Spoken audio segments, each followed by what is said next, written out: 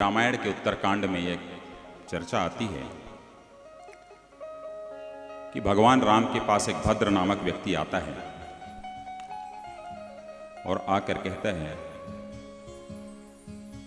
सर्ग संख्या 43 उत्तरकांड श्लोक नंबर 4 से 7, 17 से 18।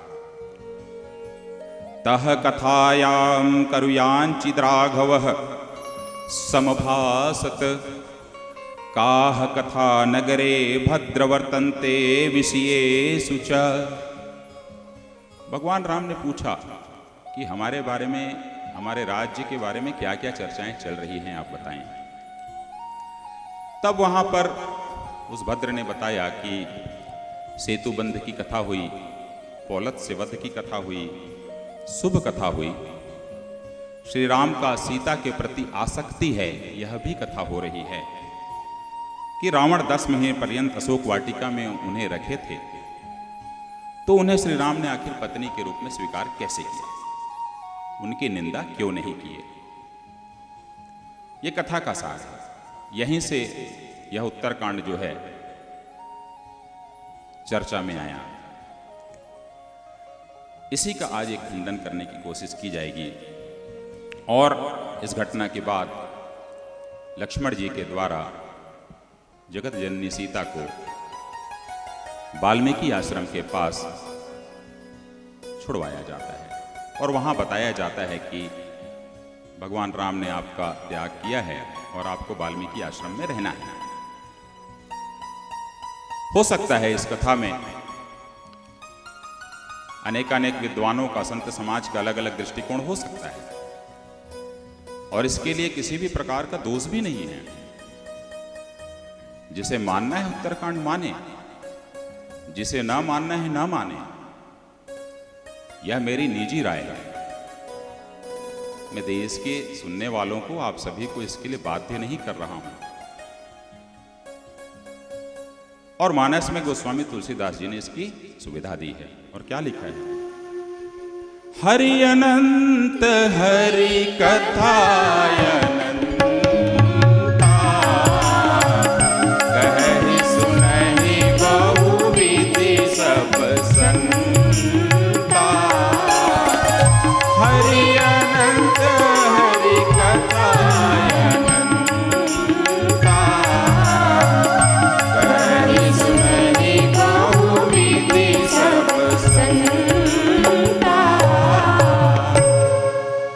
एक छूट और दिया है उन्होंने आप सबके लिए, जाकी रही भावना जैसी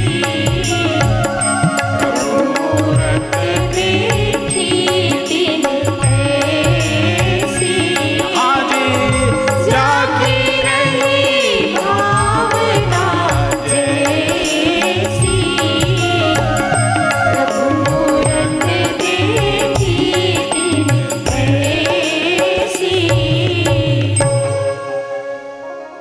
देश के अंदर राम कथाएं तो बहुत होती हैं और भगवान राम पर बोलने वालों का तो तांता लगा रहता है, पर हमारी जानकी जी पे कोई ज्यादा बोलता ही नहीं है। आदि शक्ति हैं, मातृशक्ति नहीं होती तो ये समाज कैसे होता।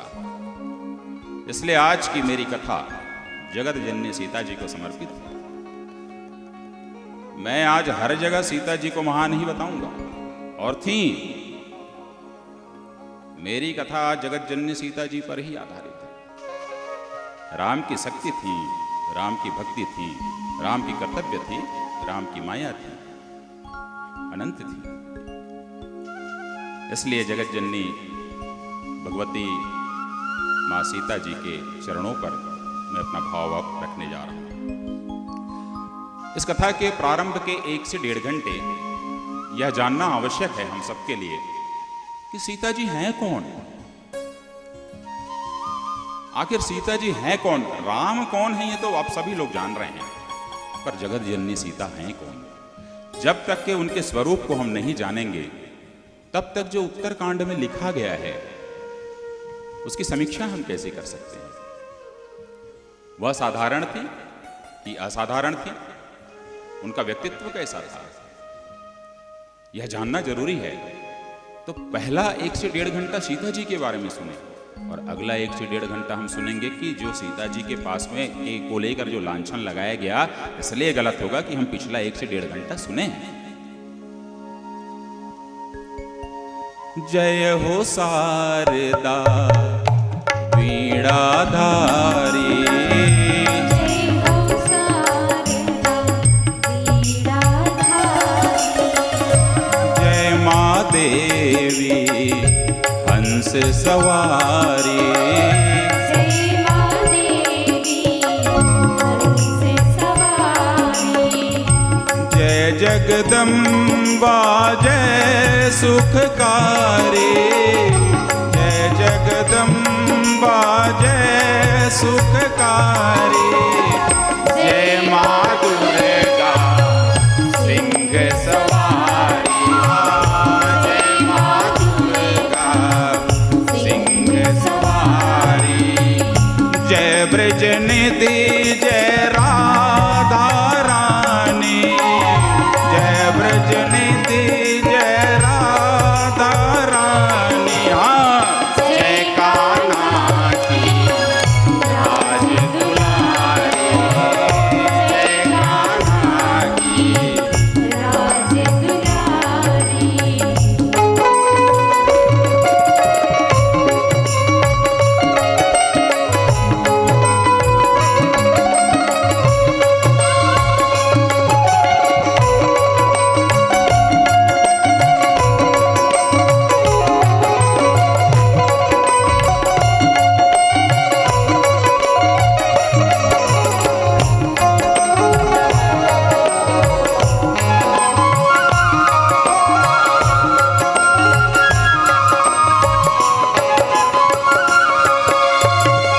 जय सीता जय जानकी माता, जय सीता जय जानकी माता, जय वैदेही भाग्य विधाता, जय वैदेही भाग्य विधाता, सीता कृषि हरि रंजन देवी, जगत जननी सीता को ऋग्वेद में सीता कृषि का नाम दिया गया है। सीता कृषि और सीता सावित्री 2 नाम है ऋग्वेद में, इसलिए हमने लिखा। हमारे सारे भजन भाव, सारे स्क्रिप्ट हमारे अपने लिखे हुए हैं, हम किसी का लिखा भजन नहीं गाते हैं। आप लोग जहां भी लगे तालियों से जरूर स्वागत करेंगे। सीता कृषि हरि रंजन देवी, मोर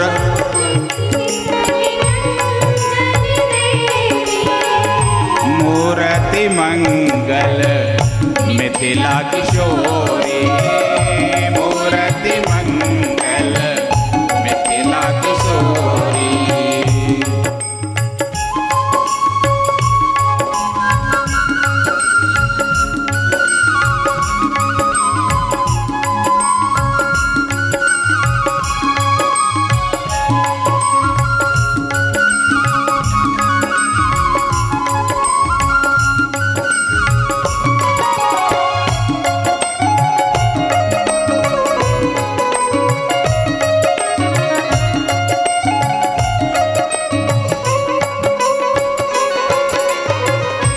लज्जावती करुणावती सीता, लज्जावती करुणावती सीता, मधुरम मानस मंगल गीता, मधुरम मानस मंगल गीता, जय दुख नासिनी संकट हारी, जय दुख नाशिनी संकट हारी, जय विदेह जय जनक दुलारी, जय विदेह जय जनक दुलारी, सृष्टि तुम्ही हो दृष्टि तुम्ही हो, सृष्टि तुम्ही हो दृष्टि तुम्ही हो,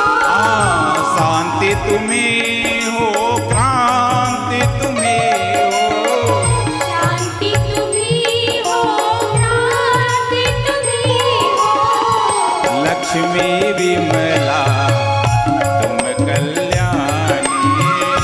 लक्ष्मी विमला तुम कल्याणी।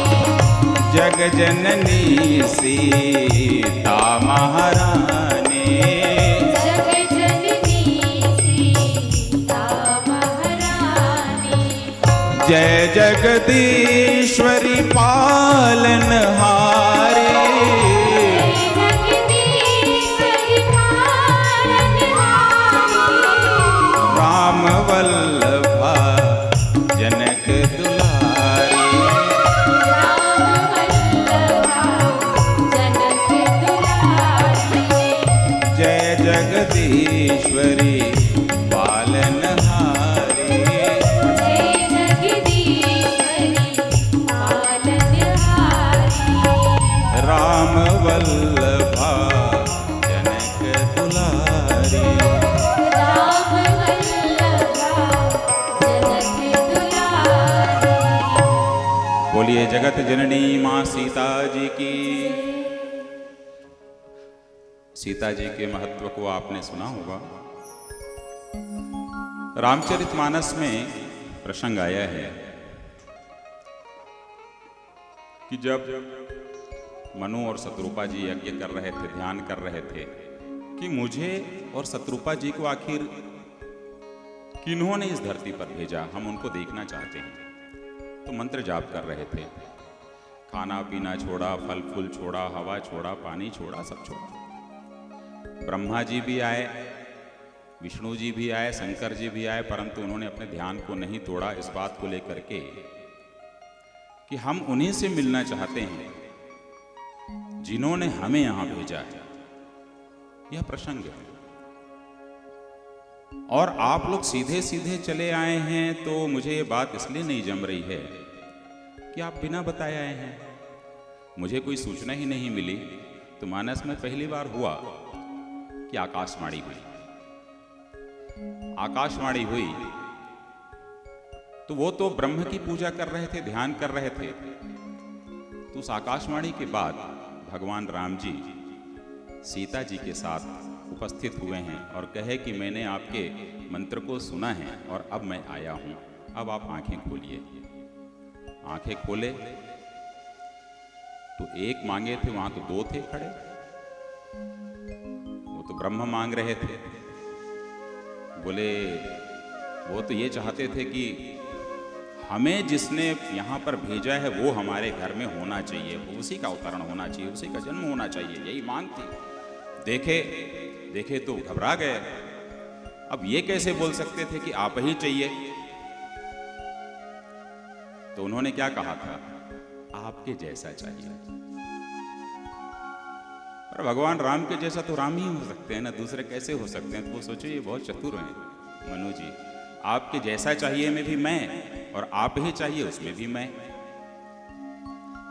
तो उन्होंने कहा कि वो तो ठीक है, पर मांगा तो आपने सिर्फ मुझे था, परंतु मैं कभी भी मेरी आदि शक्ति के बिना नहीं चलता।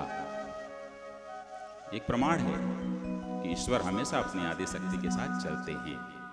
और गोस्वामी जी ने लिखा, वाम भाग शोभित अनुकूला,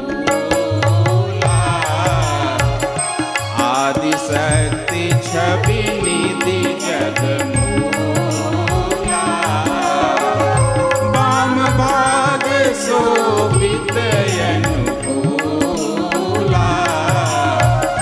आदि शक्ति छवि निधि जगमूला।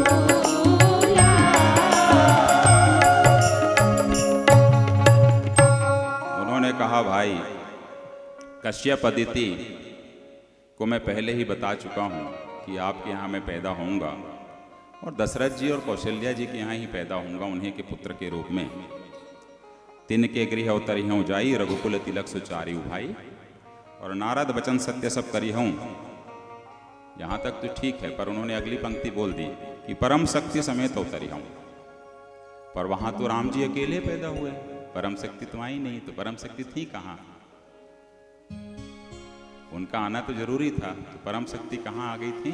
जनकपुर में आ गई थी। तो सकाम मनु ने मनु सकाम थे, उन्होंने ब्रह्म चाहा तो ब्रह्म आए, और ब्रह्म और आदि शक्ति चाहते तो उसका भी कुछ उपाय निकलता। तो हमने पंक्ति लिखी, सकाम मनु की मांग थी, बस ब्रह्म की किए प्रार्थना। सकाम मनु की मांग थी, बस ब्रह्म की किए प्रार्थना। पर राम ने ही वचन दिया, सिया साथ होगी वंदना, सिया साथ होगी वंदना। मैं आपके कहने से आ तो गया, आ तो जाऊंगा, पर मेरी वंदना तो राम से बोलने से नहीं होगी, सिया राम के साथ ही होनी। जनकपुर में अवतरित हुई जगत जननी सीता। आप हम सभी लोग पूजा करते होंगे कृष्ण जी की, राम जी की, तिरुपति भी जाते होंगे। उस दृष्टिकोण से हिंदुस्तान में जब दो संप्रदाय आए थे, शैव संप्रदाय और वैष्णव संप्रदाय, तो अधिकांश जो यहाँ की हिंदू जो जनता है वैष्णव संप्रदाय के मानने वाले ज़्यादा हैं, कृष्ण और राम के। हम सबको पता होनी चाहिए यह बात कि रामानंद संप्रदाय हमारा संप्रदाय है, जो राम और कृष्ण के मानने वाले हैं। जिस पदवी को अभी रामानंदाचार्य स्वामी रामभद्राचार्य जी ग्रहण किए हुए हैं, इस दृष्टिकोण से राम और कृष्ण के मानने वाले लोगों के सारे जगत गुरु अभी यही है। परंतु ये हमें पता होना चाहिए कि रामानंदाचार्य संप्रदाय की प्रथम गुरु कौन है? श्री राम नहीं है, श्री कृष्ण नहीं है। रामानंदाचार्य संप्रदाय की, वैष्णव संप्रदाय की प्रथम गुरु आदि शक्ति सीता को माना जाता है। इसलिए जगत जननी सीता की जोर से बोलें जय। क्यों? ऐसा क्यों माना जाता है?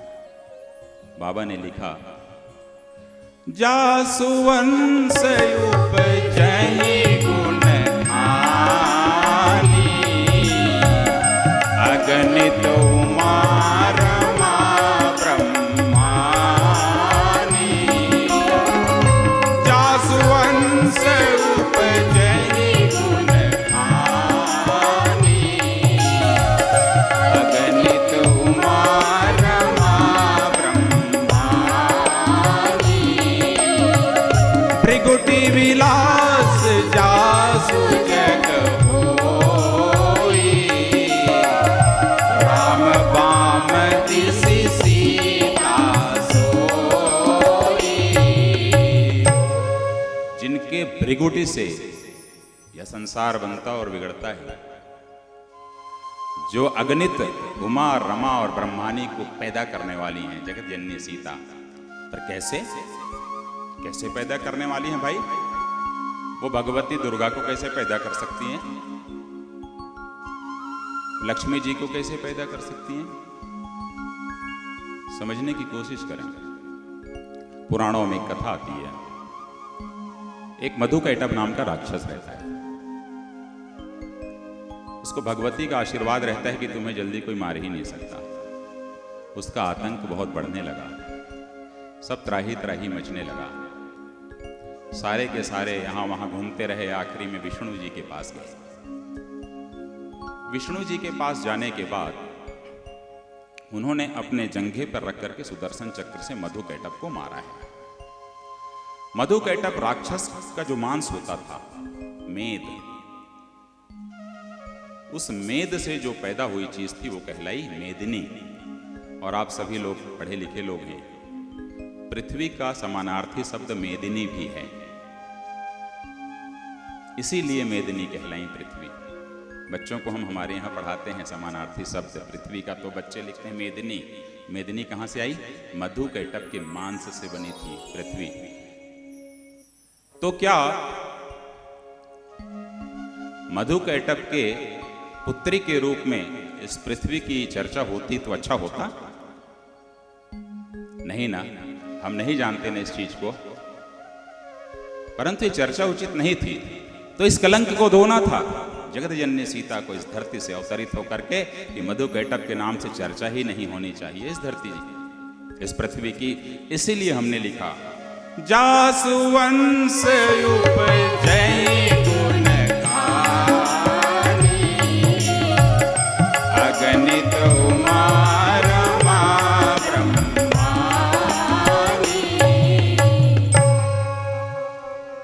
पुराणों में एक कथा और आती है। एक हिरण्याक्ष नाम का राक्षस रहता है, असुर, हिरण्यकश्यप और हिरण्याक्ष। हिरण्याक्ष एक बार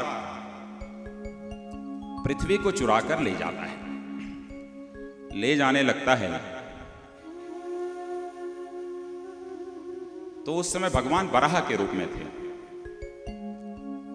तो देखा कि ये चुरा के ले जा रहा है पृथ्वी को, तो वराह ने उसे रोक लिया और इस पृथ्वी को उसकी कैद से मुक्त कराया। तो वराह जी जब पृथ्वी को मुक्त कराए तो उन्हें अपने पृथ्वी को अपने दांतों में दबाया।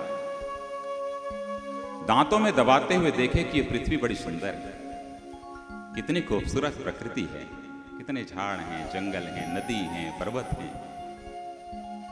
और मानसिक रूप से वराह को उन पृथ्वी से प्रेम हो गया। उस मानसिक संसर्ग में वराह की ओर से ऐसा होना थोड़ा सा दुखदायी था, पीड़ादायक था, क्योंकि वो तो विष्णु के अवतार थे। इसलिए वहां थोड़ी अपवित्रता का भाव आया। तो उस पृथ्वी से उस अपवित्र भाव के कारण जो पैदा हुआ उसका नाम था नरकासुर। नरकासुर जब पैदा हुए तो वो इतना आतंकी था कि उसकी मुक्ति भगवान कृष्ण ने द्वापर में जाकर के किया है और उसके पास से 16,000 लोगों को, महिलाओं को छुड़ाया है और जिन्हें अपनी रानी बनाने का पद भी दिया। तो क्या नरकासुर की माता के रूप में पृथ्वी पहचानी जाती है? कभी आपने याद किया है? नहीं ना? समाज कोई करता है याद नरकासुर की अम्मा है? नहीं ना? क्यों? ये क्रेडिट किसको जाता है? जगत जननी सीता को जाता है। क्यों? क्योंकि उस धरती से उसी कलंक को धोने के लिए जगत जननी सीता इस पृथ्वी से अवतरित हुई। इसीलिए लिखा है जासु वंश उपजई गुण गानी, अगणित उमा रमा ब्रह्मानी।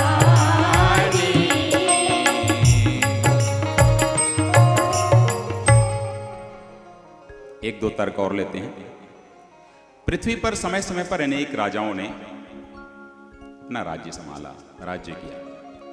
पृथ्वी के एक पिता का नाम आता है शास्त्रों में, वेदों में, पृथु।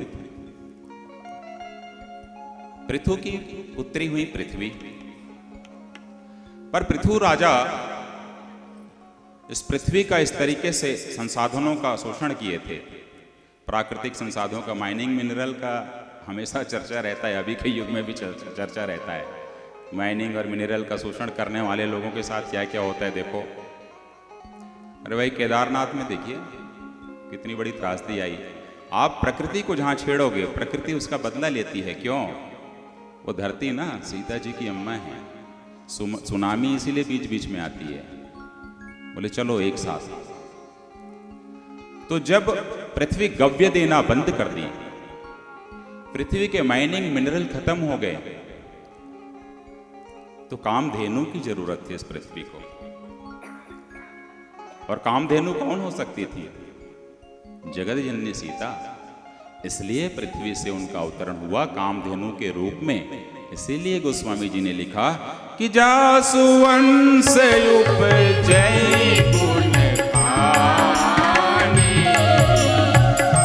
अगणित उमा रमा ब्रह्मानी।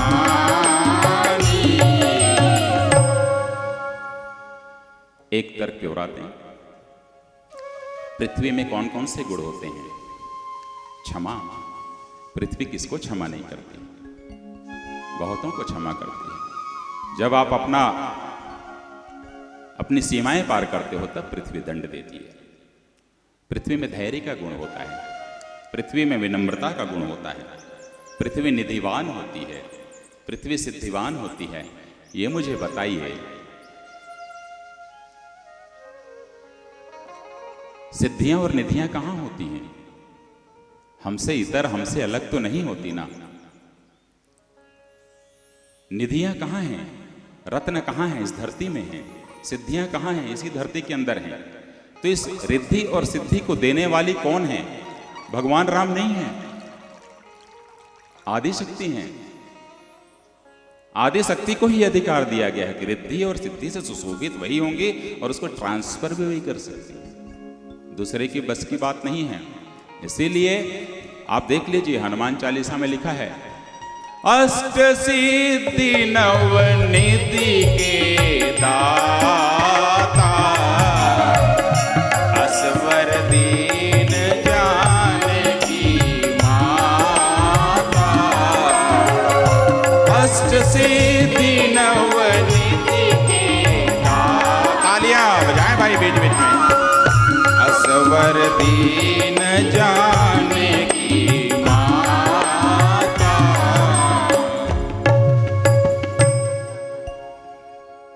कल्प वृक्ष कहाँ पाया जाता है? धरती में। कामधेनु कहाँ पाई जाती हैं? धरती में। नदियाँ सरिता कहाँ पाई जाती हैं? धरती में। पहाड़ जिससे पार्वती जी पैदा हुई, हिमाचल, कहाँ पाया जाता है? धरती में। समुद्र का नीचे का हिस्सा वो भी धरती ही होती है, एक सीमा में जाकर के धरती ही है। ठीक है, उसी समुद्र से निकली ना लक्ष्मी जी। तो लक्ष्मी जी और पार्वती जी जो हैं, अगणित उमा रमा ब्रह्मानी इसीलिए आया कि पार्वती जी भी यहीं से आई, इसी प्रकृति से, इसी धरती से। लक्ष्मी जी समुद्र से पैदा हुई, इसी धरती से पैदा हुई हैं। तो ये इस धरती को किसने दिया है सम्मान? जगतजननी सीता ने दिया है। और तो और जब आप मिथिला की ओर जाएंगे तो मिथिला में, अवध और मिथिला के बीच में एक दुग्धमती नाम की नदी बहती है। दुग्धमती। ईश्वर को लगा कि जानकी को चूंकि पृथ्वी से पैदा हुई हैं, तो इन्हें यदि दूध की जरूरत पड़ेगी तो कौन सी अम्मा दूध पिलाएगी? तो उन्होंने दुग्धमती नाम की नदी वहां पर बहा दी थी। आज भी वह दुग्धमती नदी है जिससे दूध बहता था। इस तरीके से जाकर के जगत जननी सीता का अवतरण जनक जी के यहां हुआ। इसीलिए मानस में लिखा गया, जासुवंश उपजै गुण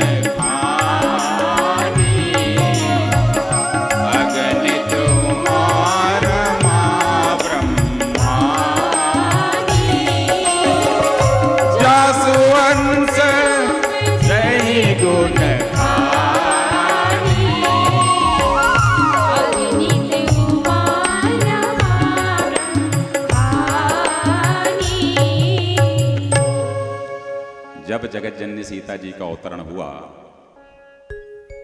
और फिर वेद शास्त्र अनेकानेक लिखे गए, तो वायु पुराण में लिखा गया अद्वितीय कर्मभूमि। सीता जी के लिए एक शब्द है अद्वितीय कर्मभूमि। भागवत पुराण में लिखा गया कि कदा वयम ही लपस्यामो जन्म भारत भूतले, कदा पुण्येन महता प्राप्यस्यामः परम पद। यह वही पवित्र भूमि है, जगत जननी सीता जहां अवतरित ली थी, जहां पर देवता भी जन्म लेने की अभिलाषा रखते हैं। महाभारत के भीष्म पर्व में भी आया कि अत्रते कीर्तिश्यामि वर्ष भारत भारतम। और अथर्ववेद में पृथ्वी सूक्त पर 63 भावपूर्ण प्रार्थनाएं लिखी गई जगत जननी सीता जी की कारण। देवभूमि हम जो कहते हैं, हिमाचल शब्द कहां से आया? वेदों का शब्द है। और आगे फिर बड़ी महत्वपूर्ण पंक्ति लिखी गई, अपि स्वर्णमयी लंका न मे रोचते लक्ष्मणः। ये जो पंक्ति है किसी को याद नहीं रहता है। अगली पंक्ति सब लोग, आप लोग को याद है कि अपि स्वर्णमयी लंका न मे रोचते लक्ष्मणः, जननी जन्मभूमिश्च स्वर्गादिपि गरीयसी। और जब भगवान को विश्वामित्र जी लेके निकलते हैं अपने यज्ञ को पूरा करने के लिए और अहिल्या का उद्धार करते हुए जनकपुर पहुंचते हैं, तो आम वृक्ष के नीचे जाकर के ठहरते हैं। सीता स्वयंवर का प्रकरण था। पता चला जनक जी को, तो वो लेने आ गए। जब लेने आ गए तो वहाँ का जो वातावरण था उसे दो पंक्तियों में मैं समेटने की कोशिश कर रहा हूँ कि लगे कि ब्रह्मा ने खुद हाथ से जनकपुर बनाया है, लगा के खुद कुबेर ने गलियों को सजाया है। श्री जनक ने बालकों के बारे में पूछा और कहा कि ये दोनों किसी राजघराने के लगते हैं या तो फिर ये ईश्वर ही हैं। और जब वो घूमने के लिए निकलते हैं आगे, शाम को लक्ष्मण ने इच्छा व्यक्त की तो एक सखी कहती है कि ये बाल हंस युगल प्रिय, मानस ही आधार है, ये पंक्तियां मेरी अपनी हैं। ये बाल हंस युगल प्रिय दशरथ के ही पुत्र हैं, कौशिक ऋषि के शिष्य भी वीरों के भी चरित्र हैं। श्यामल काया असुर हंता कमल सम ही नेत्र हैं। श्री राम इनका नाम है, ये कौशला के पुत्र हैं। पीछे अनुज जो चल रहे लखन लाल अनंत हैं। सुमित्रा हैं उनकी माता, वे स्वयं ही बलवंत हैं। यह भाव आया। और फिर आगे चल करके पुष्प वाटिका का प्रसंग आता है। सुबह हुई आज्ञा गुरु की, फूल लेने द्वय चले। वाटिका सुंदर जो देखी थी बसंत ऋतु घने। उस पुष्प वाटिका में 12 के 12 महीने बसंत ऋतु रहती थी। मानस पढ़िए, ऋतुओं का प्रभाव ही नहीं पड़ता था वहां पर। वो थी जनकपुर की वाटिका, जो सीता जी की वाटिका थी। कि वाटिका सुंदर जो देखी थी बसंत ऋतु घने। नाना मनोहर वृक्ष थे जो कल्प वृक्ष समान थे। ये वाटिका के पुष्प सब सिया चरण के सम्मान थे। इधर भगवान राम और लक्ष्मण जी पहुंचे हैं और उधर सिया जी भी निकल पड़ी। क्या तेहि अवसर सीता तनयाई, गिरिजा पूजन जननी पठाई। तेहि अवसर सीता तनयाई, गिरिजा पूजन जननी पठाई। खूबसूरत पंक्ति है। माताएं बैठी हुई हैं, बहुत अच्छे से समझ जाएंगी कि तही अवसर सीता तहें आई, गिरिजा पूजन जननी पठाई। भाई गिरिजा की पूजा क्यों? कोई भी माता और पिता जिसके यहाँ पुत्रियां होती हैं, जब उनके विवाह का समय आता है तो यही कहते हैं कि अच्छे वर के लिए, अच्छे दामाद के लिए शिव और पार्वती की पूजा करनी है तुम्हें। ये संस्कार आज भी सिखाया जाता है। यह है रामायण और रामचरितमानस। उसी समय सैद्धांतिक रूप से प्रतिपादित कर दिया गया है कि सीता जी की अम्मा बोल रही हैं कि अच्छा वर तुम्हें तभी मिलेगा, धनुष यज्ञ होने वाला है जरूर, जब तक तुम गिरिजा का पूजन ठीक से नहीं करोगे। उस समय से सैद्धांतिक रूप से प्रतिपादित है, जो वर्षों से, हजारों वर्षों से चला आ रहा है। वहां आई गौरी जी, सुभग वर होगा। पहले गई जब गौरी जी के पास में तो बोली कि मुझे एक अच्छा वर दे दो, सुभग वर दे दो जो अच्छा रहे। पर उसी समय एक सखी जाती है और देख आती है ये दोनों घूम रहे हैं, राम और लखन। बहुत ही जा करके बताती है भाव से कि वहां दो बड़े ही सुंदर लड़के आए हुए हैं, चलो देख आते हैं। अनुशासन को उसने तोड़ा था, परंतु उसकी बात ही नहीं हुई।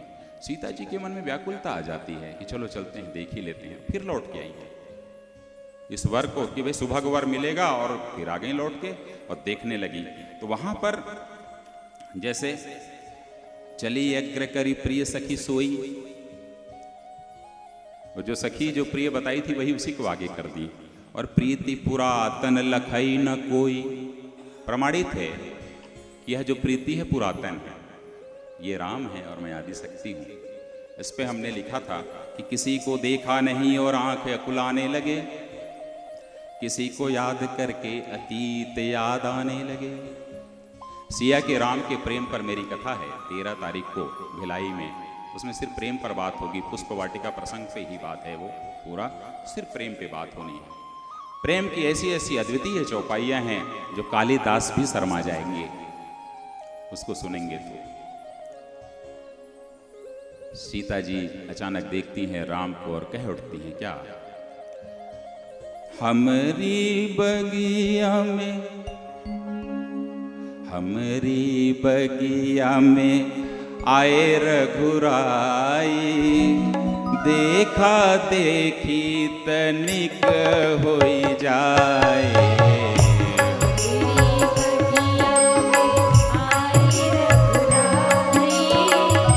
देखा देखी तनिक होई जाए।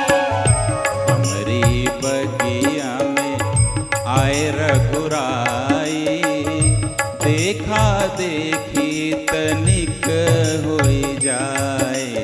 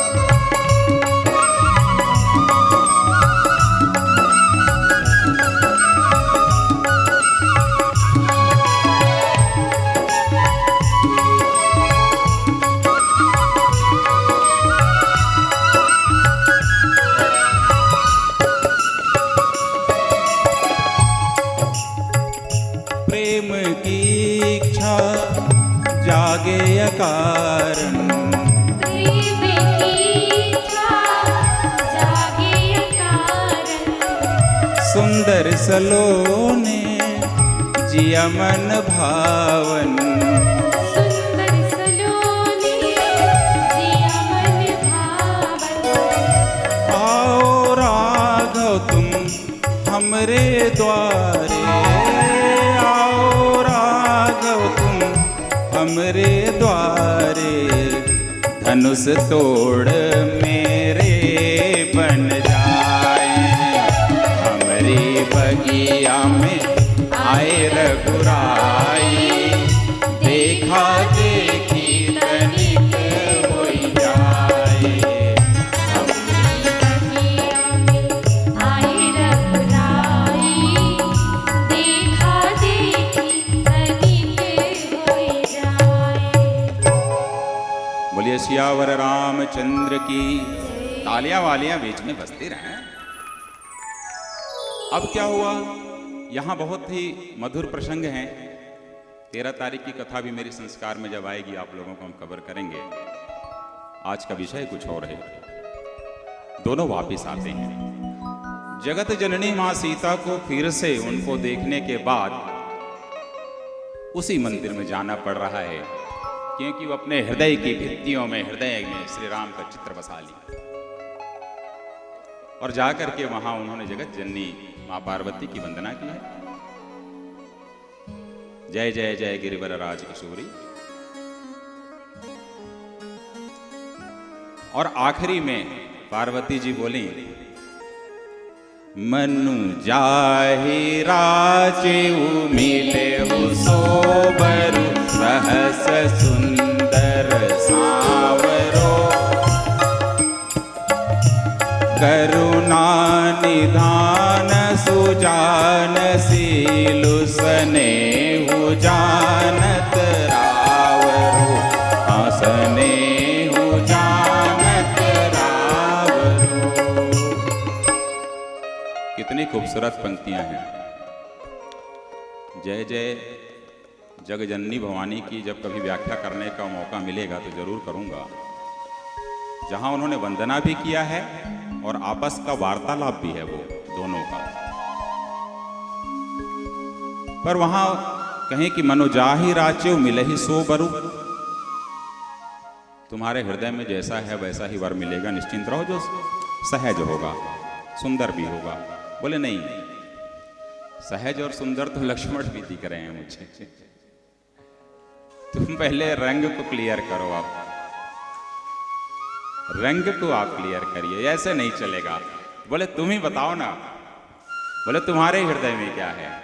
बोले नहीं, आप ही बताइए देवी, आप देख करके मेरे हृदय को बताइए कि इस हृदय में कौन है। बोले नहीं बताऊंगी।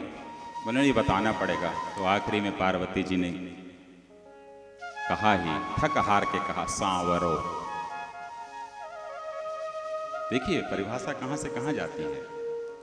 मनु जाहि राच्यु मिलहि सो बरु, रहस्य सुंदर सांवरो, करुणा निधान सुजान सीलु, स्नेह जानत रावरो, स्नेहु जानत रावरो। इधर क्या हुआ? राम जी भी आ गए लक्ष्मण जी के साथ गुरु जी के पास में। वाह, राम का व्यक्तित्व कितना अद्भुत है। गुरु जी के पास भी उन्होंने नहीं छिपाया, सारी बातें बता दी। कितना अच्छा काम किए बताओ कि भाई वहां पर आई थी, मेरे हृदय में स्थापित तो हो गई हैं गुरुदेव, अपनी मर्यादा को कहीं ना कहीं थोड़ा सा तोड़े हैं, और गुरु जी को नहीं बताते तो धोखा हो जाता। इसलिए बहुत ही स्पष्ट रूप से सारी चीजें होनी चाहिए। क्या धोखा हो जाता? धनुष जब यज्ञ का प्रसंग चल रहा था, सबसे पहले लक्ष्मण क्रोधित हुए हैं और बोले यदि बोलो तो इसको कंदुक की, जब धरती को उठा के, ब्रह्मांड को उठा के फेंक सकता हूं तो धनुष क्या होता है? गुरुजी को नहीं मालूम रहता ये बात, बोलते हैं लक्ष्मण तोड़ दो, फिर क्या होता? इसलिए स्पष्टता होनी चाहिए जीवन में। लक्ष्मण जी तो पूरा मामला ही चौपट हो जाता है ना। इसलिए उन्होंने बताया है जाकर के कि भाई ऐसा हुआ पुष्प वाटिका में, मेरे हृदय के भित्त चित्र पर सीता लिख दी गई हैं, मैं आपको बता रहा हूं, शेष आप जानो। तो गुरुदेव ने क्या कहा? सुफल मनोरथ हो तुम्हारे, राम लखन सुनी भय सुधारे, सुफल मनोरथ हो तुम्हारे, राम लखन सुनी भय सुधारे। वहां वो माता पार्वती का आशीर्वाद ले ली और यहां गुरु जी का आशीर्वाद अब मिल गया। धनुष का प्रसंग होता है, लक्ष्मण जी क्रोधित होते हैं, धनुष टूटता है, परशुराम जी आते हैं, वरमाला होता है, एक दूत जाता है अयोध्या, बारात आती है, चारों भाइयों का विवाह होता है और विवाह होने के बाद सभी लोग अयोध्या लौट करके आते हैं। फिर राम के राज तिलक की बात आती है, मामले में ट्विस्ट आता है। राम जी के वनवास की यात्रा प्रारंभ होती है, जिसमें जगत जननी सीता और लक्ष्मण जी भी साथ में चलना सुनिश्चित होता है। जब आगे बढ़ते हैं तो केवट का प्रसंग आता है। प्रभु प्रयागराज पहुंचते हैं, भारद्वाज ऋषि के आश्रम जाते हैं, आगे वाल्मीकि जी के आश्रम में जाते हैं। वो बताते हैं कि चित्रकूट में एक अच्छा स्थान है, वहां रुकिए। और चित्रकूट में एक अच्छे स्थान में फिर पर्णकुटी बनती है। तो उस यात्रा में चित्रकूट जब पहुंचते हैं तो उस यात्रा में चलने का क्रम क्या था, सोचिए। आगे राम लखन पन पाछे, तापस वेश विराजत काछे, आगे राम लखन बन पाछे। तापस वेश विराजत काछे, उभय बीच सिय सोहित कैसे। ब्रह्म जीव बीच माया जैसे। चित्रकूट में काफी वर्षों तक रहते हैं, लगभग 12 वर्ष का उनका निवास रहता है, 11.5-12 वर्ष का। अरण्य कांड में जयंत का प्रसंग आता है। एक बार चुनी कुसुम सुहाए। एक बार बड़े प्रेम में एक स्फटिक शिला पर बैठे रहते हैं भगवान राम, और सीता जी को बोलते हैं कि आज बहुत प्रेम आ रहा है तुम पर सीते। पुष्प वाटिका का जो प्रसंग था, वहां कितना अद्भुत दिन था वो हम दोनों का, कितना प्रेम भरा दिन था, उसके बारे में तुम्हें कुछ याद है? फिल्मों में फ्लैशबैक दिखाता है ना, सीता जी फ्लैशबैक पे चली गई और क्या कह रही हैं? है जिंदगी कितनी खूबसूरत, अभी प्रीत जो जगी हुई है। कितनी खूबसूरत, अभी प्रीत जो जगी हुई है। जिंदगी कितनी खूबसूरत, अभी प्रीत जो जगी हुई है।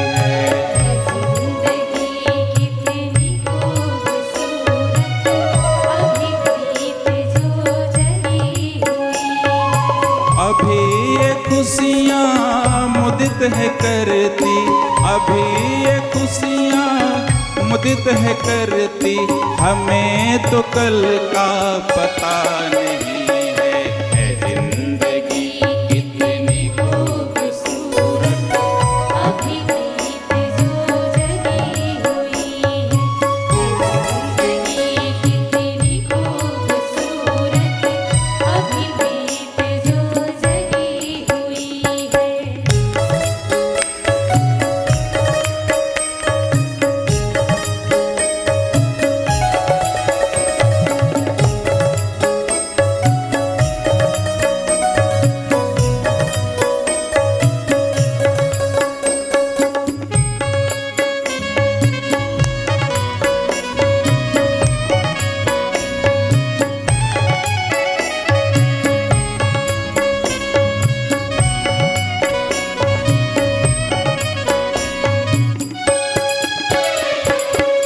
सीता जी कह रही हैं, सुमन वाटिका दल में सुंदर, चातक कोयल भ्रमर थे गुंजित। सुमन वाटिका तन में सुंदर, चातक कोयल भ्रमर थे गुंजन।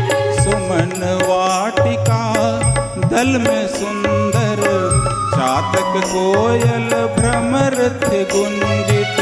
सुमन वाटिका तन में सुंदर, चातक कोयल भ्रमर थे गुंजन। वे कह रही थी सिया की सखियाँ, वे कह रही थी सिया की सखियाँ, नयन को देखो मुदित हंसी है। जिंदगी कितनी खूबसूरत, अभी प्रीत जो जगी हुई है। जिंदगी कितनी खूबसूरत, अभी प्रीत जो जगी हुई है।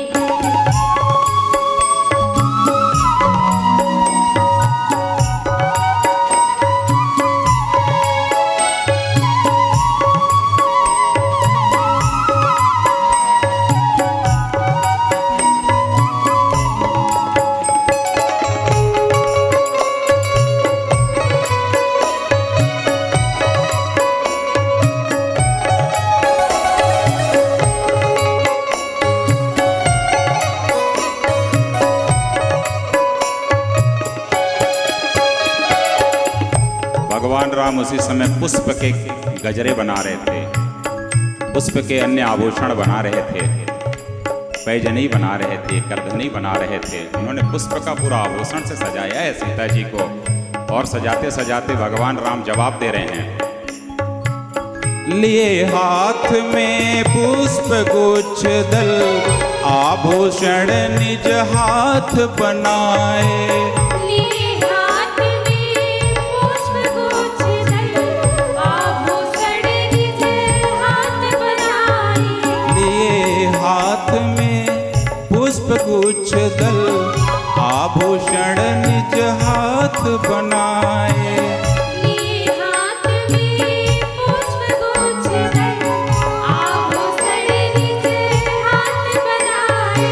ये कह रही है हर एक कलियां, ये कह रही है हर एक कलियां, हृदय सुधा रस बरस उठी है जिंदगी कितनी खूबसूरत, अभी प्रीत जो जगी हुई है। जिंदगी कितनी खूबसूरत, अभी प्रीत जो जगी हुई है।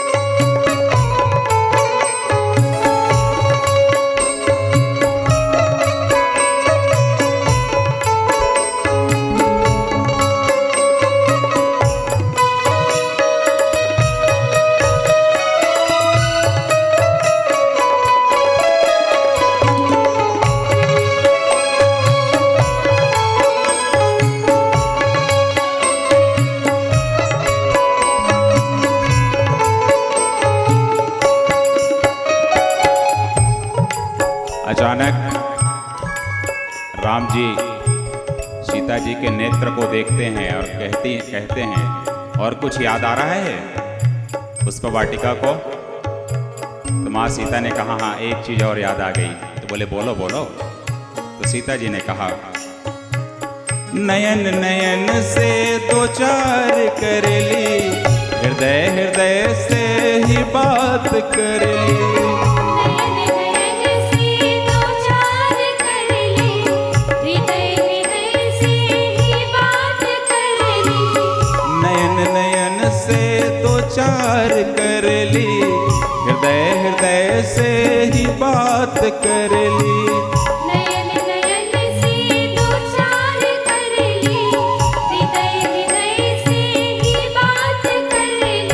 ये कह रही है विदेह कुमारी, ये कह रही है विदेह कुमारी, ज्ञान भक्ति भी बेहस उठी है।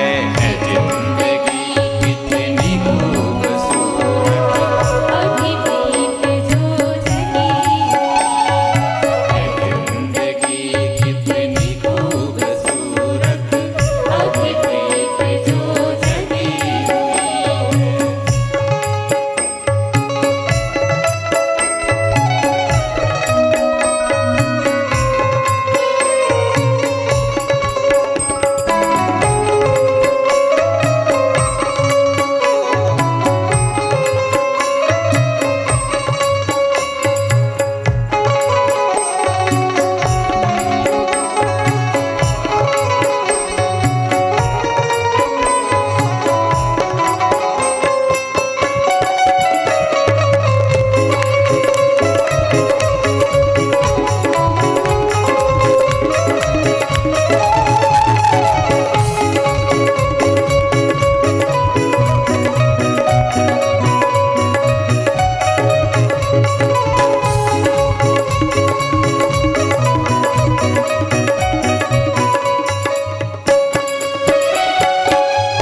सीता जी बोली, और कुछ एक बार एक पंक्ति कुछ हमारे लिए भी कहो ना, कि आपके नैनों में क्या था मेरे लिए।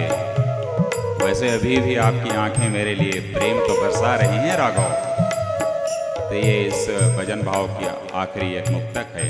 राम जी कह उठते हैं, नयन में बसी है छवि तुम्हारी, हृदय बसी सिया वल्लभ प्यारी।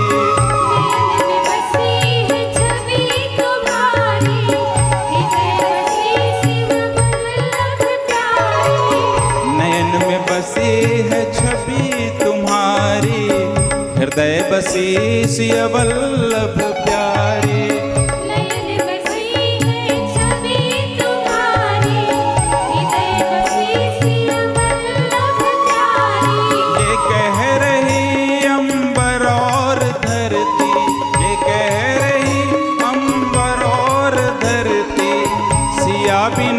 कुछ भी जग नहीं है, जिंदगी कितनी खूबसूरत, अभी प्रीत जो जगी हुई है।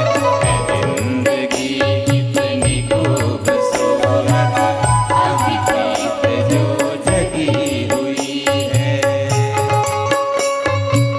खूबसूरत अभी प्रीत जो जगी हुई है।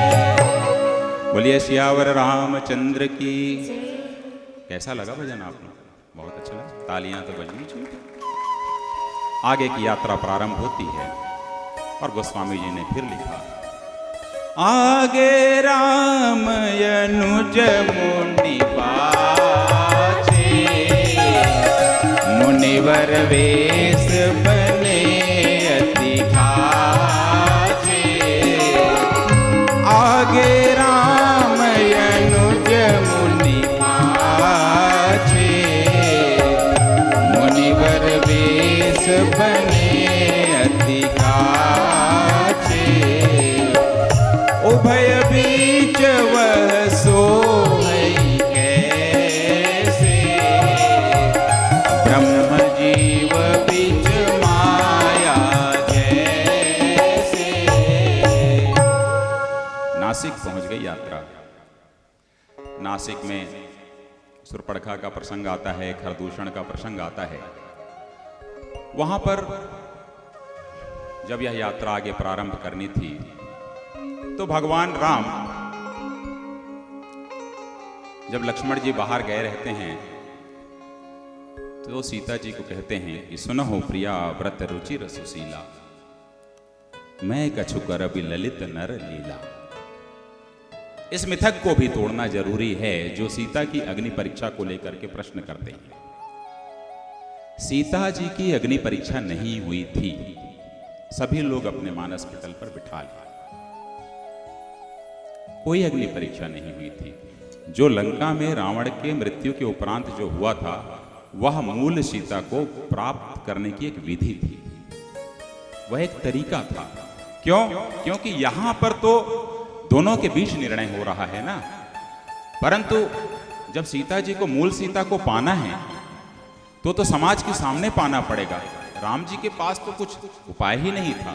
सार्वजनिक रूप से स्वीकार्यता कैसे लाई जाए, यह एक प्रश्न था। प्रमाण क्या है? कभी आप लोग सुनना चाहेंगे तो अगली हमारी कथा हम करेंगे। ये जो आज हम विषय कर रहे हैं सीता निष्कासन नहीं, सीता की अग्नि परीक्षा नहीं, यह भी एक विषय मेरी कथा का आगे भविष्य में होगा, जिसमें जगह जगह पर लिखा हुआ है कि सीता जी की अग्नि परीक्षा नहीं हुई थी। कैसे अग्नि परीक्षा लेंगे? भगवान राम के पिता कौन है? पहला व्यक्ति यही बोलता है ना, भगवान राम के पिता दशरथ हैं। उससे पहले उनका जन्म तो पुत्रेष्टि यज्ञ से हुआ है। अग्नि जी आए हैं सामने और चरु दिए हैं, खीर दिए हैं कि माताओं में बांट दीजिए। 4 बच्चे होंगे, 4 बच्चे हुए। तो अग्नि कौन है? अग्नि तो प्रथम पिता हैं भगवान राम के। भगवान राम के वो तो पिता हैं, तो उनके पिताजी क्या वहां पर उनकी परीक्षा लेंगे? धर्म विरोधियों के द्वारा हिंदू धर्म को, सनातन धर्म को सिर्फ बेइज्जत करने के लिए और अपने धर्म के प्रचार प्रसार के लिए इनका सहारा लिया जाता है। और ये बात वही बोलते हैं और वही लिखते हैं जिन्हें इसका अध्ययन नहीं किया है। यह प्रमाणित है। क्या हुआ है, दोनों में चर्चा हुई है। आप लोग जरा सोचिए ना, घर में कोई पति अपने पत्नी से कोई बात यदि अब मनवानी है अपने मन की, तो सुबह से वो लगेगा पीछे पीछे, सुनो ना, क्यों छोटी तो सुबह से लगते हैं, क्यों ठाकुर साहब, ऐसा ही होता है ना। तो सुनिए ना, एक काम है, ऐसा करना है, यहाँ जाना है, थोड़ा मुझे 2 दिन की मोहलत दे दो प्लीज, ऐसा होता है ना। तो वहां पर यही चीज है, यहां पे प्रमाणित कर रहे हैं राम जी, क्या पत्नी बड़ी महत्वपूर्ण है, प्रमाणित कर रहे हैं। तो क्या बोल रहे हैं, सुनो ना प्रिया, तुम मेरे लिए बहुत प्रिय हो, व्रत हो, व्रतधारी हो, माने बड़ी परिष्कृत हो, साफ सुथरी हो, रुचिर हो, बड़ी रुचिकर हो, और सुशीला, बड़ी सुशील भी हो। अरे आज इतनी तारीफ मेरी, क्या बात है, इतनी तारीफ, कल तक तो नहीं कर रहे थे। बोले अरे सुना हूं प्रिया, व्रत रुचिर सुशीला, मेरी सीता, सुनो ना प्लीज, मुझे नहीं सुनना है, सुनो ना प्लीज। अरे लक्ष्मण आ जाएंगे, जल्दी सुनो। मैं कछु कर अभी ललित नरलीला, मुझे कुछ ललित नरलीला करना है सीता, प्लीज मुझे अनुमति दो ना, प्लीज रिक्वेस्ट है। अच्छा भाई बोलो, चलो क्या नरलीला करना चाहते हो। तुम पावक महु करो निवासा, तुम अग्नि में निवास कर लो ना प्लीज। अरे क्या बात कर रहे हो, क्यों करूं, मैं क्यों करने जाऊं। अरे मैं कहां गलत जगह थोड़ी भेज रहा हूं, अपने पापा के पास ही तो बोल रहा हूं, जाओ। पिता के पास ही बोल रहा हूं, मैं गलत जगह तो नहीं बोल रहा हूं ना। उन्हें भी याद आया, हाँ अग्नि जी तो पिताजी हैं। बोले ठीक है चलो, मैं चली जाऊंगी, कोई दिक्कत नहीं है। फिर करोगे क्या तुम, तो जो लगी करो निशाचर नासा, जब तुम वहां जाके रहने लगोगी तो मैं निशाचरों का नाश करना चाहता हूं। बोले मेरे रहते रहते कर लो। बोले नहीं यार, तुम्हारे रहते रहते मुश्किल है। बोले क्यों। बोले ये बताओ, यहां से लेकर के नासिक तक की यात्रा में कहीं तुमने एक बूंद खून भी देखा क्या। ताड़का को मैं मारा, तुम थी क्या, नहीं। सुबाहु को मारा, तुम थी क्या, नहीं। मारीच को उधर भेजा, मारीसस में तुम देखी क्या, नहीं। फिर जब हम आगे आए, एक ही गलत काम हुआ है। उसी दिन से मेरा दिमाग खराब है बहुत। बोले क्या, जब जयंत कौआ बन करके आया था और तुम्हारे चरणों पर जाकर चोंच मारा और खून निकला ना, उसी दिन मैंने तय कर लिया था, फिर निशाचरों से नाश ही करूंगा इस पूरी धरती से, क्योंकि तुम्हारा खून निकला है। अब तुम्हारी सौगंध है कि तुम इस धरती पे चले जाओ, मुझे निशाचरों का नाश करने दो। क्यों, जब मैं उस खून को देख करके इतना व्याकुल और अधीर हो उठा था, तो बाकियों का जब खून निकलेगा मेरे वाणों से तो तुम देख पाओगी क्या, नहीं। क्यों, तुम बड़ी कोमल हो, हृदयी हो, व्याकुल हो जाओगी, बेहोश हो जाओगी, नहीं देख पाओगी। अच्छा आगे जाऊंगा मैं, जब नीचे सोऊंगा, नदी पार करूंगा, लोगों को खोजूंगा, कितनी दिक्कत होगी बताओ। बोले ये बात तो सही है, तो कैसे होगा। तो जब ही राम सब कहा बखानी, जब सब कुछ बता दिए आदि से लेके अंत तक, ऐसा होगा तो अंत में क्या कि ये भी बताए होंगे ना कि कैसे तुमको मैं प्राप्त करूंगा, निश्चिंत रहो, क्योंकि वो ब्रह्म है। प्रभु पद धरी, फिर प्रभु के चरण को पकड़ा है सिया जी ने, और हिया अनल समानी, और फिर वहां पर जाकर के अग्नि में विराजित हुई है, और उनके स्थान पर प्रतिबिंब सीताएं। रामायण जब सीरियल आया था, अरुण गोविल साहब जब राम का रोल किए, कुछ वर्षों तक नहीं, अभी भी जब आते हैं ना तो टप टप टप टप लोग जाके पैर को छूते हैं, भगवान राम आ गए क्या। मनुष्य है ना, परंतु जब किसी एक चरित्र को वर्षों तक के जीता है ना, तो उसके कुछ न कुछ भाव उसके अंदर आ जाते हैं। और यदि कोई प्रतिबिंब सीता के चरित्र को जी रही है, तो उसका स्वभाव कैसे नहीं आएगा, आएगा ही आएगा।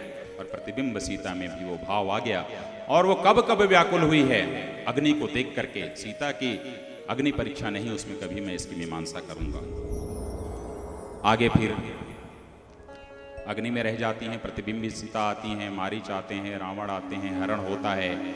आगे हमारे बाबा संत हनुमान जी मिलते हैं, सुग्रीव जी भी मिलते हैं, अंगद बाबू मिलते हैं, और फिर सीता जी का अनुसंधान होता है, लंका चलती है, वापिस आते हैं, और फिर आगे जाते हैं समुद्र के पास, राम सेतु बनता है। अभी एक पिक्चर आई है राम सेतु, राम सेतु पे एक पिक्चर आई है, हमने उस पर पंक्ति लिखी थी, नल नील ने प्रस्तर डले जहाँ राम नाम था वंदिता, नल नील ने प्रस्तर डले जहाँ राम नाम था वंदिता, ये राम का ही प्रभाव था, पत्थर वहाँ था तैरता, पत्थर वहाँ था तैरता, पत्थर वहाँ था तैरता। हमने अपने सीमाओं को पार करके दो पंक्ति और लिखी, ये ताज और मुमताज के अस्तित्व को है नकारना, ये ताज और मुमताज के अस्तित्व को है नकारना, ये ताज और मुमताज के अस्तित्व को है नकारना, ये ताज और मुमताज के अस्तित्व को है नकारना, ये राम ये सिया राम का ही प्रभाव था, ये प्रेम की स्थापना, ये प्रेम की स्थापना, ये प्रेम की स्थापना। पहले से लेके आज तक, आज से लेके भविष्य तक के राम सेतु से बड़ा प्रेम की निशानी हो ही नहीं सकती। कोई ताजमहल और ताज नहीं हो सकती, कब्रगाह कोई प्रेम की निशानी हो सकती है क्या? प्रेम की निशानी राम से। इसीलिए जब वहां पर पार करते हैं, रावण का अंत होता है, माँ जानकी जी को लेकर के जब वो अयोध्या पहुंचते हैं, तो बाबा ने इन दोनों के संबंध को लेकर, सिया राम के संबंध को लेकर के एक बड़ी महत्वपूर्ण पंक्ति लिखी है, गिराय रथ जल बीच सम, कहियत भिन्न न भिन्न, बंदों सीता राम पद, जिन्हि परम प्रिय खिन। जब वाणी निकलती है तो वाणी के साथ जो अर्थ निकलता है, यदि वाणी राम है तो अर्थ सीता है, यदि वाणी सीता है तो राम अर्थ। जल यदि बहता है, तो यदि जल राम है तो उसमें बहने वाली लहर सीता है, और यदि लहर राम है तो जल जो है वो सीता है। इन्हें पृथक नहीं किया जा सकता, ये ब्रह्म के रूप हैं। इसीलिए लिखा गया, जनक सुता जग जननी जानकी, अतिशय प्रिय करुणा निधान की। जनक सुता जग जननी जानकी, अतिशय प्रिय करुणा निधान की। करुणा निधान की अतिशय प्रिय हैं मां सीते। अब जब राम राष्ट्र हैं और राष्ट्र राम है, राम राष्ट्रीय अस्मिता है, तो सीता जी कैसे नहीं? सिया राम राष्ट्र है, राष्ट्र सिया राम है, राष्ट्रीय अस्मिता सिया राम है। भारत में जो लाखों करोड़ों जो पर्यटक आते हैं विदेशी, क्यों आते हैं? कभी हमने सोचा अन्य धर्मों का अध्ययन करने आते हैं क्या? हिंदुस्तान में रहने वाले अन्य धर्मों का अध्ययन करने आते हैं क्या? नहीं। हिंदू धर्म को देखने आते हैं, सनातन धर्म को देखने आते हैं कि इसकी जड़ें कितनी गहराई तक के फैली हुई। ये राम कौन थे, इसे देखने आते हैं। और उसके बाद प्रक्षिप्त उत्तरकांड डाल दिया जाता है कुछ लोगों के द्वारा। हुआ यूं, आज के समय में बड़ा बुरा दौर रहता है। हमारे ही हिंदू धर्म के बच्चे बच्चियां, अब यदि वो पति और पत्नी है, मान लो प्रेमी और प्रेमिका हैं, साथ में रहते हैं। आजकल कौन सा एक शब्द आया है, साथ साथ रहते हैं कुछ समय तक के लिए, लिविंग रिलेशनशिप ऐसा कुछ आया है। और बाद में कहीं खटपट हुआ तो फेसबुक को जैसा खोलो या व्हाट्सएप को जैसा खोलो, गूगल बाबा में जाओ और लिखो राम सीता संबंध, पहले दिखाएगा। क्या, मैंने अभी परसों ही उसको देखा हूं तो लिखा मैं इसमें कि दो लोगों में लड़ाई हुई होगी, तो लिख दिया क्या कि माना अभिलाषाएं बहुत है मेरी, पर तुम भी तो निष्काम नहीं। हाँ मैं आधी अधूरी सीता हूं, क्योंकि तुम भी तो पूरे राम नहीं। अब ये क्या तरीका है लिखने का? क्या राम को जाना है आपने? क्या सीता जी को जाना है आपने? पढ़ा है अन्य धर्म के ग्रंथों में? जरा लिख के बताओ, जरा जाने। सबसे आसान है, सीताराम जिस पे लिख दोगे, राधा कृष्ण जिस पे लिख दोगे, तो पारिवारिक विखंडन की बात होगी तो सिया राम कारण हो गए। पति पत्नी में लड़ाई होगा तो सिया राम कारण हो गए। प्रेमी प्रेमिका में लड़ाई हो गई तो सिया राम कारण हो गए। नास्तिकवादी लोगों को बताना है तो यही बताएंगे, ये देखो ऐसा हुआ था। आडंबरवादियों को बताना है तो बोलेंगे ऐसा हुआ था। चमत्कार प्रधान लोगों को जिसको बोलना है ऐसा कोई चमत्कार होता है क्या, तो वो यही आकर के बताएंगे। और कुछ नारी स्वतंत्रता के समर्थक भी आ जाते हैं, नहीं नहीं नहीं नहीं ये तो गलत हुआ था। तो इसके सहारे लोग अपनी नैया पार लगाने की कोशिश करते हैं। पर सीताराम का सौंदर्य यही है कि हर किसी को चाहिए। बोलिए सियावर रामचंद्र की जय। इसलिए दलों के दलदल में भी हर दल को पसंद है राम। चुनाव के समय पता चला जिन्हें नहीं पसंद है राम वो भी मंदिर जाते हैं, बिना मन के जाते हैं पर जाते हैं।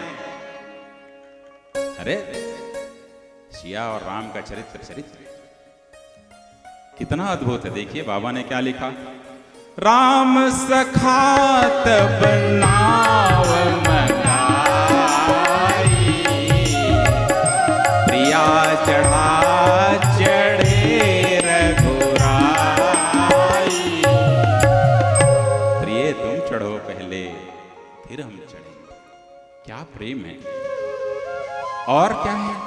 हाँ गुनी खानी जाने की सीता, रूपशील व्रत नेम पुनीता।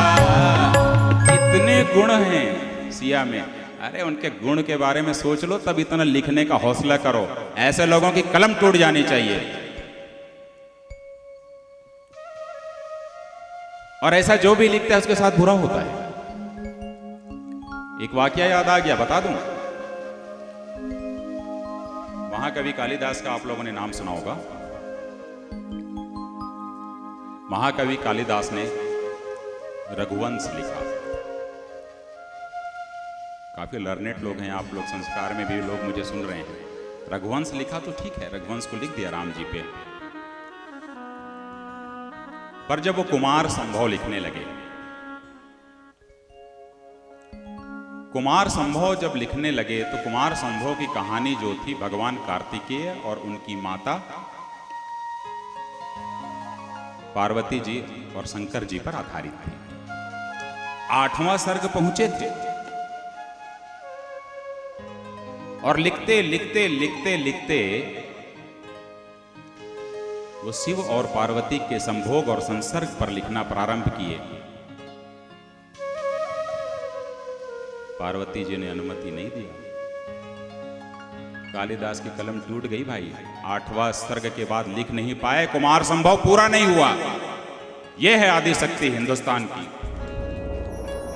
बाद में कुछ लोग आए और उसमें से करीब 9 सर्ग और जोड़ा है और 17 सर्ग में पूरा किया। 8 सर्ग तक का पूरा भाषा विन्यास अलग है और बाद के 9 सर्ग का भाषा विन्यास अलग है।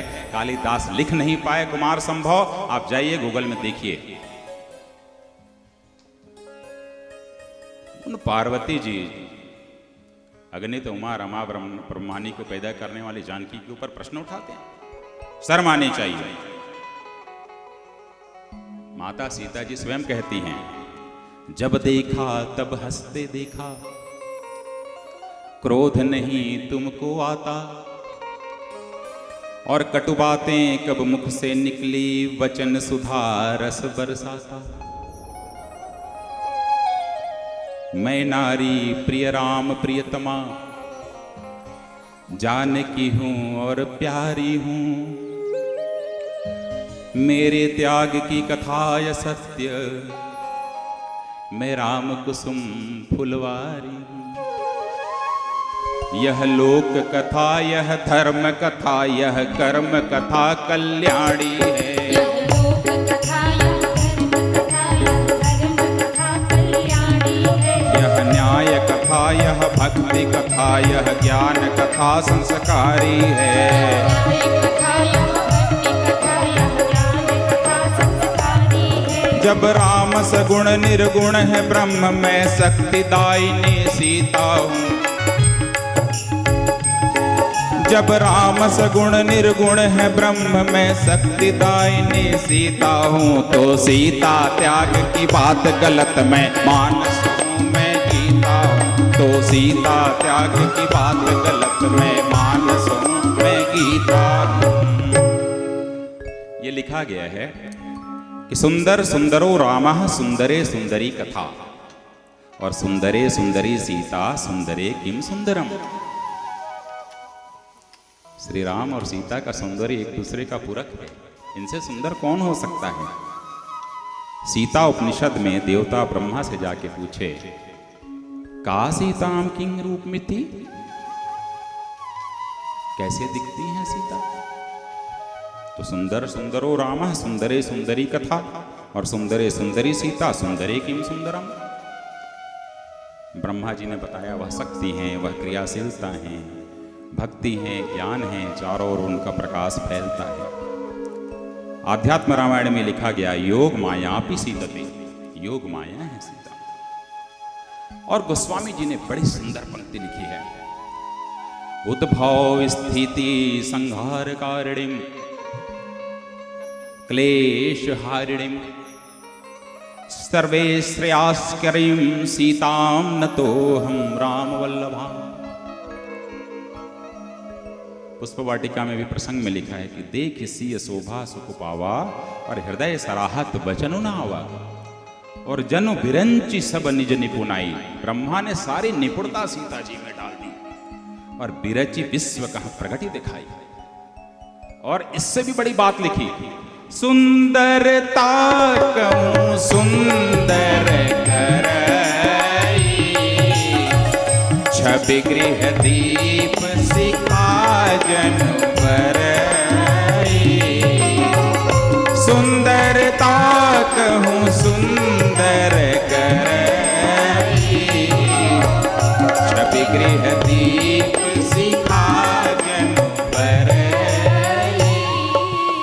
इसका आशय क्या है, सुंदरता, सुंदरता को और ज्यादा सुंदर करने वाली सीता, और इतना ही नहीं, सुंदर उससे भी ज्यादा सुंदर, और उस सुंदरता के बीच में दीप शिखा को जब हम रख देते हैं तो उसकी खूबसूरती जो बढ़ती है वो सीता है। तो दीप शिखा को आप या तो एनटीपीसी थर्मल पावर मान लो या ट्रांसफार्मर मान लो।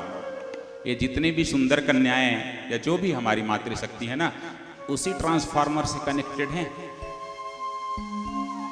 प्रकृति वही है ना, वहीं से दीप शिखा शब्द ही से ले आया।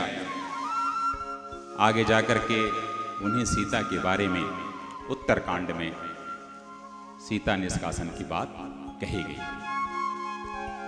अब संत समाज श्रोतागण बहुत ही गंभीर होकर के कथा को हम सुने कि सीता जी कौन थी, ये तो हमने बता दिया। अब सीता जी के परित्याग के बारे में जो लिखा गया है उस पे आगे हम अपने तार्किक कौशल से आगे बढ़ते हैं। पहला आधार, रामायण का उत्तरकांड प्रक्षिप्त है, उसका पहला आधार। रामायण में उत्तरकांड लिखा गया, वहां भगवान राम के पास भद्र नामक व्यक्ति आता है, उसका नाम है भद्र, और बताता है कि आपके बारे में कि आपने सीता जी का त्याग क्यों नहीं किया, वो 8 महीने तक के रावण के यहां थी, चर्चा है। ऐसी कौन सी आसक्ति है आपके मन में सीता जी को लेकर? इसको लेकर समाज में अच्छा संदेश नहीं है। उस व्यक्ति का नाम क्या है? भद्र। फिर से बताएं, भद्र। आप लोग भी बोले भद्र। अब उत्तर रामचरित, रामायण का उत्तर रामचरित, उत्तरकांड, वह जो है आधार बना बाद के काव्यों के लिए, बाद के लेखकों के लिए। तो लेखकों में अनेक विधाएं हैं, कोई काव्य सौंदर्य पर लिखता है, कोई नारी सौंदर्य पर लिखता है, कोई नाटक बनाना चाहता है, कोई कहानी बनाना चाहता है, कोई उपन्यास बनाना चाहता है। पर आधार क्या लिया गया? उस उत्तरकांड को लिया गया। परंतु उन पढ़ने वाले सज्जनों ने भी, बाद के उन लेखकों ने भी, उनके मन में कहीं ना कहीं एक डाउट जो होता है ना, शंका थी कि ऐसा नहीं हुआ होगा या ऐसा नहीं हुआ है, क्योंकि भाषा विन्यास की दृष्टि से वाल्मीकि जी का जो युद्ध कांड है उसके बाद उत्तरकांड की भाषा बिल्कुल अलग है। तो उन्होंने क्या किया? केशव ने रामचंद्रिका लिखी, उसमें उस पात्र का नाम लिख दिया चर। कालिदास ने रघुवंश लिखी, उसमें उस पात्र का नाम लिखा राम जी को बताने वाला कि आप और सीता जी के बारे में, रावण के बारे में चर्चा हो रही है, उसका नाम लिखा रामभद्र। आनंद रामायण में धोबी वर्ण लिखा गया बताने वाले का। आध्यात्म रामायण में विजय लिखा गया। वृहत कथा सरित सागर में धोबी वर्ण डाला गया। उत्तर रामचरित जो भवभूति जी ने लिखा है उसमें दुर्मुख नाम आया। नरेश मेहता जी ने प्रवाद पर्व लिखा जिसमें धोबी शब्द आया। और राम प्रकाश शर्मा जी ने राम राज्य लिखा जिसमें मणिक यदु आया। प्रश्न यह है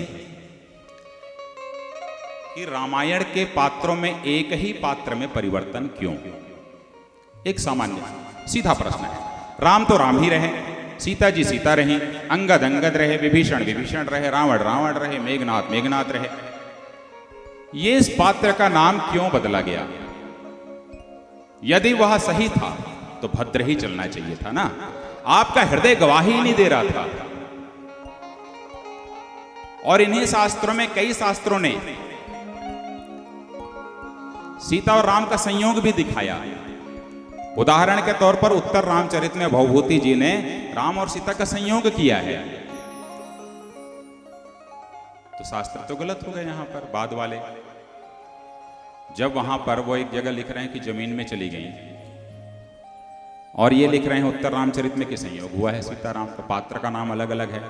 तो सभी रचनाओं में एक पात्र को लेकर के पृथक पृथक जो नामकरण लाया गया वह स्थापित करता है कि सौंदर्य की दृष्टि से, काव्य सौंदर्य की दृष्टि से, भाषा सौष्ठव की दृष्टि से, नाटक के दृष्टि से, कल्पना विन्यास की दृष्टि से जिसको जो नाम करना था उसमें किया। वह भद्र अकेला नहीं रहा। भद्र रामलाल भी हो गया, श्यामलाल भी हो गया, विजय भी हो गया, रमेश भी हो गया, राजेश भी हो गया और अशोक भी हो गया। इसलिए सीता निर्वासन नहीं। क्यों? सुंदरता कहूं सुंदर करई, छवि गृह दीप सिखाजनु बरई। सब उपमा कवि रहे जुठारी, कही पट करवो विदेह कुमारी। जिनका यश तीनों लोगों में गूंजता है, जिनका यश तीनों लोकों में गूंजता है, जो पिता की भांति पालन करते हैं, जो भाई की भांति स्नेह देते हैं, जो न्याय के रथ में सवार हैं, जो स्वयं धर्म के अवतार हैं, क्या एक अनाम या बहुनाम पात्रों के आधार पर सीता का त्याग करेंगे? ये सीता जी कह रही हैं और वो बोल रही हैं कि बाबा ने लिखा है कि गिराय रथ जल बीचि सम और कहियत भिन्न न भिन्न और बंदों सीता राम पद जिनहि परम प्रिय।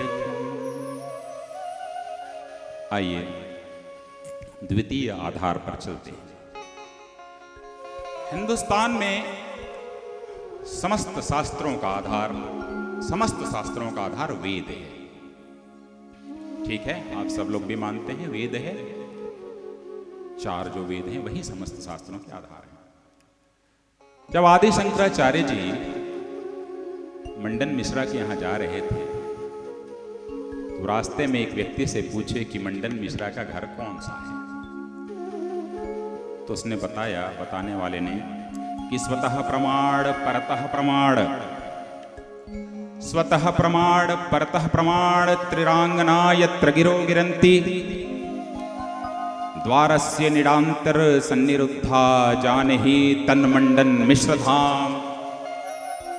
जिस घर के सामने जाओगे और वहां के तोता और मैना आपसे प्रश्न का उत्तर जो है पूछेंगे, प्रश्न का उत्तर देने के लिए कि आपको आपके प्रश्न का उत्तर स्वतः प्रमाण के रूप में चाहिए कि परतः प्रमाण के रूप में चाहिए, पहले बताओ, तब आप मंडन मिश्रा जी से मिल लेना। ये लिखा है कि इन्होंने आदि शंकराचार्य जी ने। तो इससे क्या साबित होता है कि प्रमाण हिंदू धर्म के अंदर 2 हैं, एक स्वतः प्रमाण और एक परतः प्रमाण। तो अब स्वतः प्रमाण क्या है और परतः प्रमाण क्या है?